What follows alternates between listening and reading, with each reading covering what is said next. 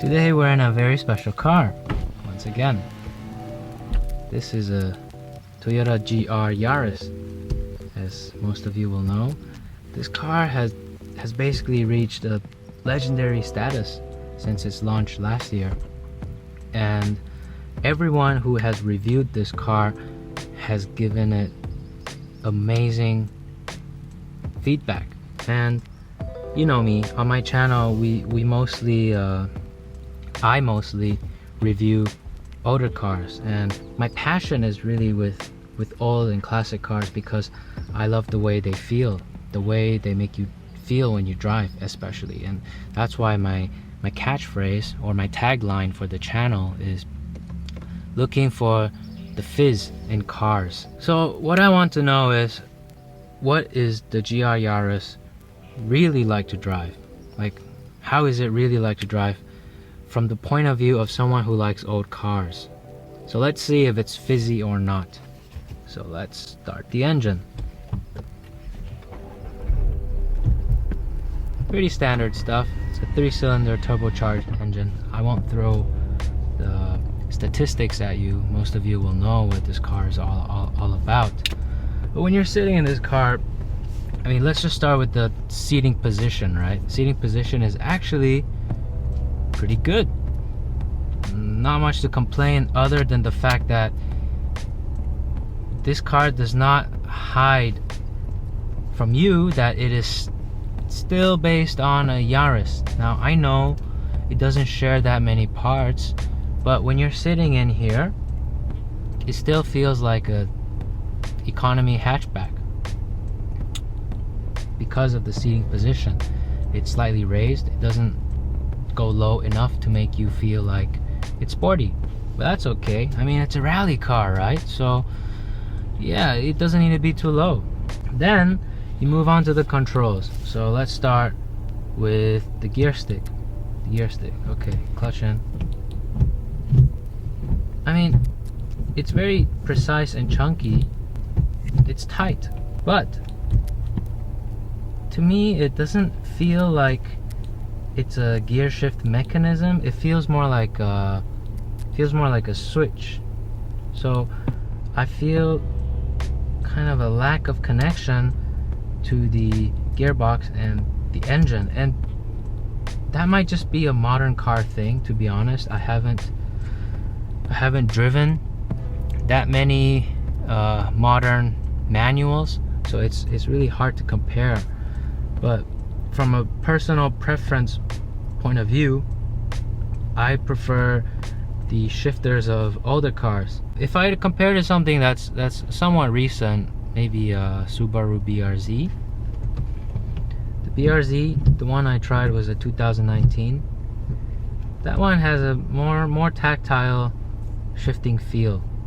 But this car isn't about the shifting feel, right? So let's move on from that. Then we have the handbrake.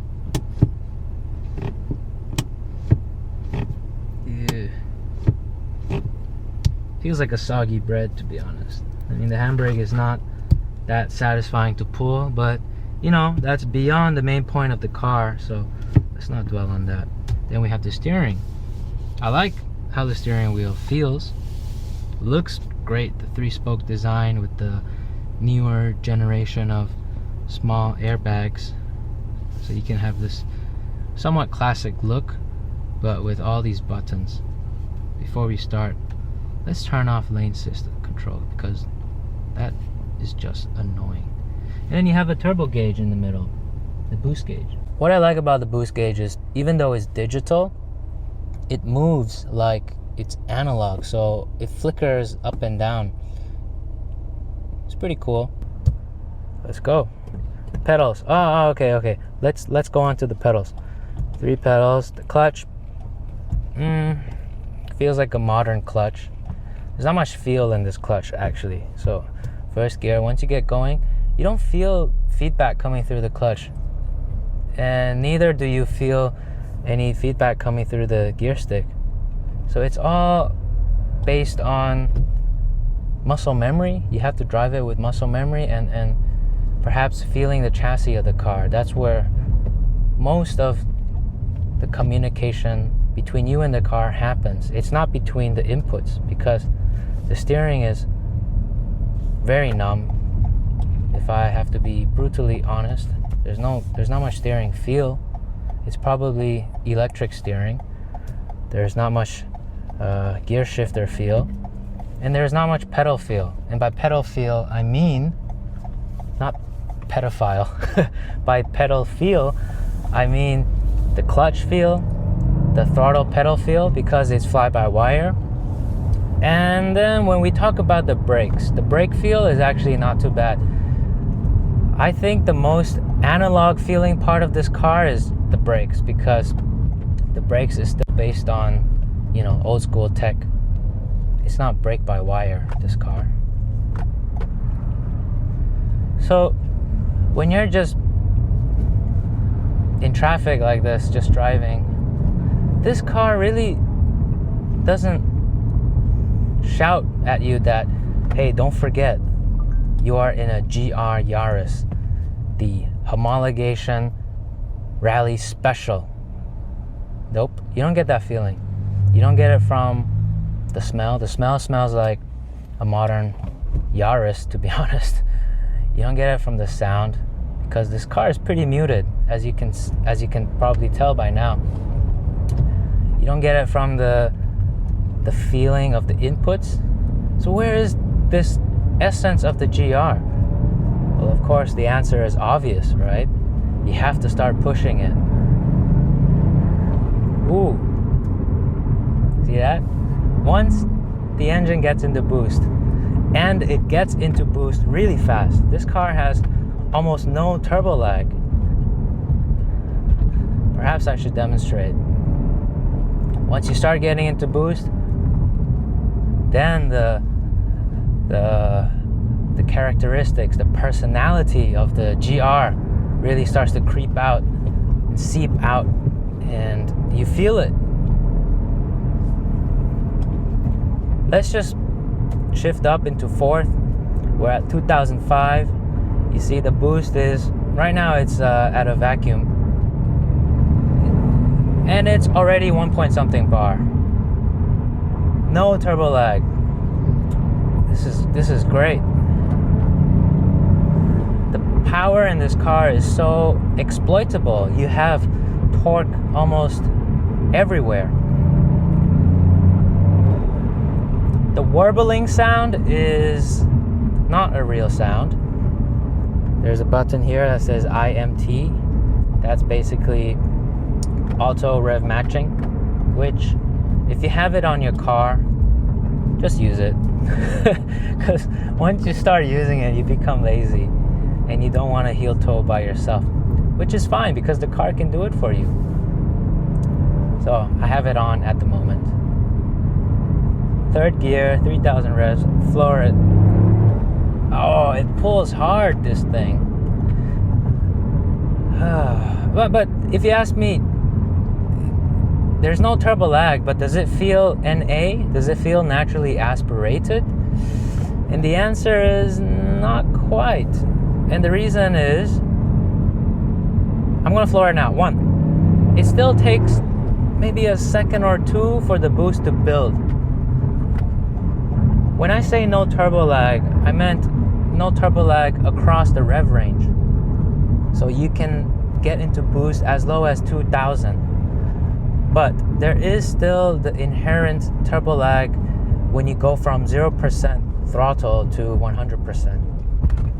Just like with any turbo car, when you press on the throttle, you don't drive it like an NA car. In an NA car, you can stab the throttle. You can go foop, foop, foop, foop, and the engine will respond immediately to all of those inputs. But in a turbo car, if you do that, it doesn't respond well.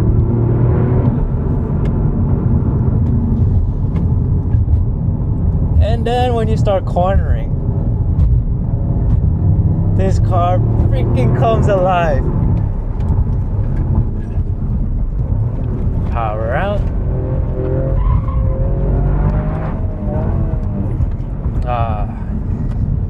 I did a misshift to third.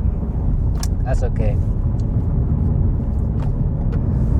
yeah, maybe it's just me, but I find it difficult to shift precisely with modern gearboxes. I prefer the shifter feel of older cars. What do I mean by that? Well, you know, in older cars, you feel like you are rowing the gears rather than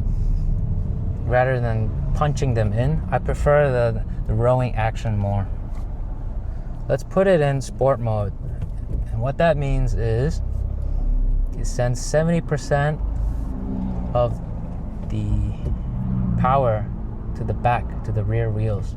So it's 70-30 split, rear and front, which makes the car a bit more tail happy.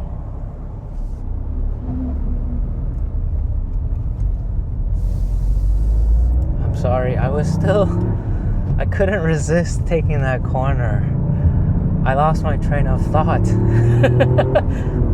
This car is so good once you get going, but it's almost like it has a double personality, because when you're going slow, it's just a boring Yaris. Honestly, it doesn't feel special when you're going slow at all. It's not like a 911 where it's always special. This car is only special when you like beat the shit out of it. And so when you drive it, you have to drive it pretty hard. And the brakes are really fabulous. The brakes are fabulous. So good. But I kind of don't want to drive like an asshole, because commenters don't like it. And I shouldn't drive that way, but I only drive like this because this car is meant to be driven like this. I'm sorry. Okay, let's talk about the chassis, the dynamics. Okay, maybe I'll come back to the engine later, but let's move on to the chassis. So the way you interact with the chassis is mostly through the steering wheel, right? So how does the steering feel? Well, I have to be honest with you. My friend installed a KWV3 suspension on his car. He lowered it slightly, but he also made it softer. And I've driven this car before he did that. And the initial turn-in, you see how it's kind of flopping? It didn't do that before.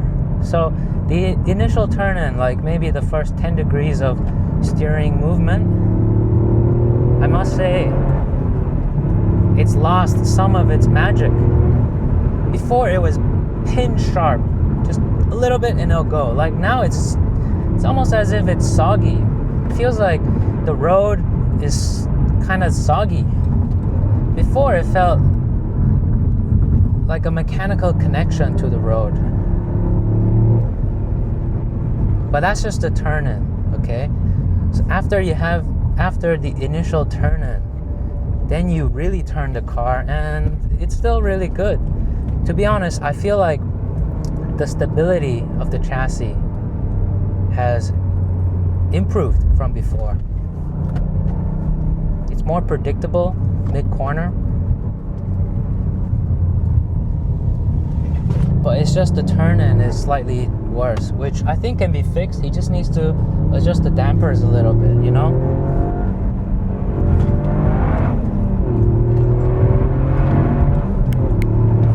And being a rally car, you can do this. Over bumps easily. Once you start pushing this car, it's damn good. Now I totally get it. You cannot drive this car like a Yaris. You have to drive it like a GR Yaris. If you drive it like a Yaris, just get a Yaris. Because it doesn't feel special when you're going slow. This car is like a, how should I explain it? This car is like a sleeper for the driver. You know, normally sleeper cars are like for people outside, they don't know it's a powerful car, but this car is a sleeper for the owner of the car, for the driver of the car too. If you don't exploit it, it's gonna feel like just a normal Yaris. Which, to be honest, I think is part of this car's charm. It's almost like split personality. But given the choice, I would prefer a car that feels special all the time, because I don't want to drive fast all the time. Especially, look, we live in this city. Bangkok is not the best place to be driving fast. I'm doing my best here, but I also have to be aware that there are other people on the road, so I cannot go fully 9, 8 tenths all the time. It's not possible. Oh, I just love this chassis. It feels, the whole thing feels rigid. There's no flex in the body at all.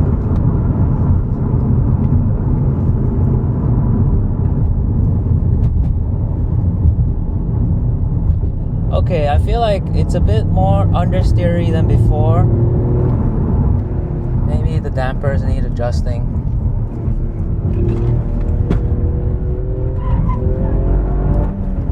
Yeah, that was understeer all the way just now. But it's still so predictable, so easy to drive fast. Alright. Let's take it easy for a bit and talk about the engine.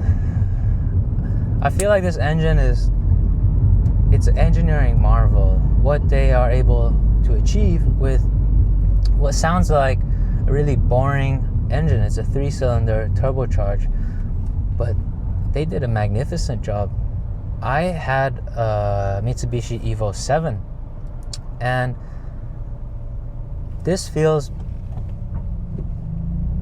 about as fast, similar, if we're just talking about the engine. But what this engine lacks is character. It has no character, and I don't know if that's because of emissions regulations or noise pollution regulations. It's just, you cannot hear much.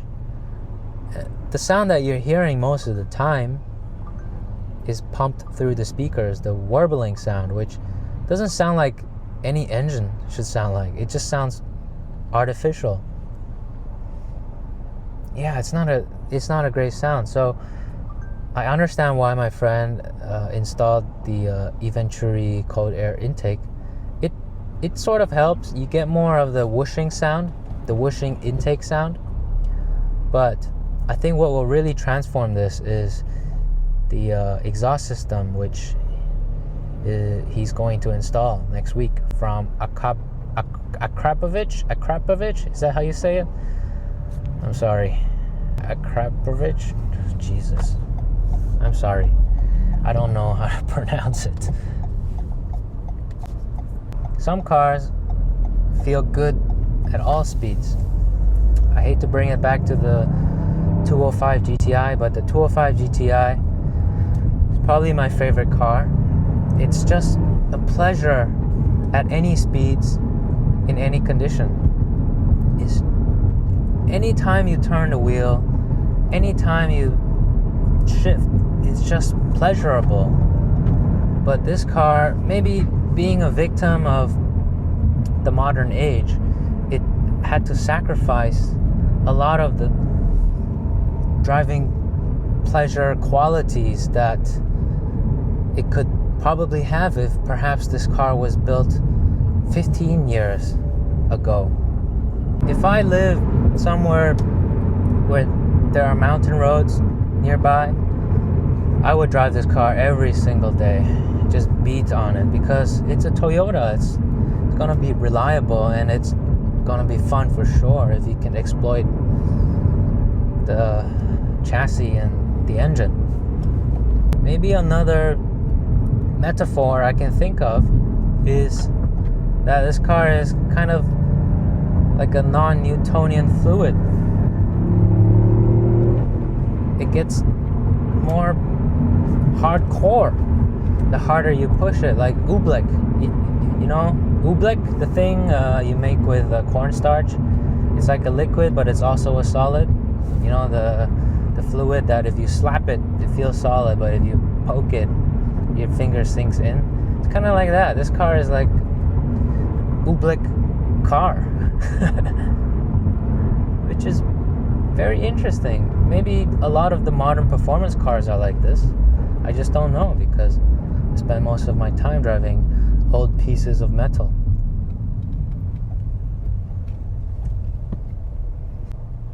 But one thing that you do have to appreciate is when you're stuck in traffic, stuck at a red light, this car is comfortable.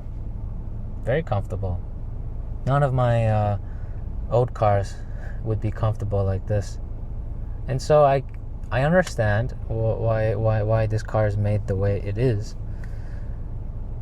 But would I want to drive one every day? Yeah, I don't know. I have very mixed feelings about this car. I love it at the same time, but if I don't push it during a drive, I don't feel like this car is that special. But once you push it, you're like, wow, this car is amazing. And one thing that really helps with this car is the way it looks. It looks fabulous. It looks fantastic. They did an amazing job styling this car. Even non-car people who look at it, they know this thing is special. Even though it's not shouty, everyone who sees it likes it. Even my wife, who she has absolute zero interest in cars, she looked at it and she was like, wow, that's so cute. And okay, just to clarify things, when she says a car is cute, it's normally a good thing, okay? And the next comment she said is, I like the wheels. I mean, the fact that she put effort into complimenting the car, that's already a good thing. But then she got in the car and then she smelled it. She's like, it smells like chemicals, which I agree. New cars, they have this, they just smell like VOCs, right? I have to return this car today. Am I gonna miss it? Oh, for sure I'm gonna miss it. I'm getting my 996 back, and I also miss my 996. So let's rephrase the question. Would I trade my 996 for this car? Probably no, probably not. Simply because the 996 feels more special more of the time. And that's really what's the most important thing to me, is if a car feels special more of the time, then that's the car to have. Am I right? It doesn't need to be fast. It just needs to feel special. It needs to feel fizzy. This car is not fizzy in the sense that So going back to my original question, is this car fizzy? Not quite. But it is fun. It is truly capable and very fun given the right circumstances. Okay, let's take the long way so I can process my thoughts about this car and maybe come up with a conclusion. Maybe it's a personal preference, but I tend not to prefer cars with split personalities. I prefer a car with a very well-defined personality. A car that feels consistent throughout. And part of the reason I sold the Evo is because of that. The Evo, similar to this car, feels special only when you push it. But because the Evo's limits are lower, and because the Evo is an older car, so it's able to feel more raw, that car actually has a less split personality characteristic than this car. But for me, I like a car that is fun even driving like this. Like a lot of the cars I featured, when I go down this road, I will be complimenting it like, wow, this car is even fun just puddling in this little street, my neighborhood. Maybe it's just me. let's just say it like this. For someone who prefers old cars, you should just drive old cars. All right. Let's park it here for now. All right, guys. That's it. Thanks for watching. And please do subscribe if you enjoy my content, my commentary. Bye. Rattle, rattle, rattle. I don't like how it shuts off. It just sounds like, I don't know. Maybe it's a 3-cylinder thing. Anyway, bye.